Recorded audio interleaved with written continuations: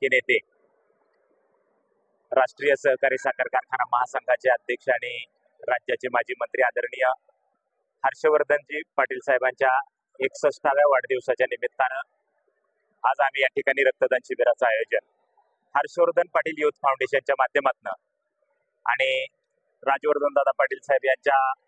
मार्गदर्शनाखाली आदरणीय अंकिताताई यांच्या मार्गदर्शनाखाली हा कार्यक्रम आम्ही पाठीमागच्या वर्षी सुद्धा साहेबांच्या वाढदिवसाच्या निमित्तानं घेतला आणि हे मला वाटतंय हर्षवर्धन पाटील युथ फाउंडेशनचं हे दुसरं वर्ष आहे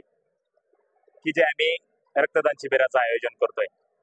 आणि दादांच्या बरोबर चर्चा या संदर्भातली झाली की इथून पुढे दरवर्षी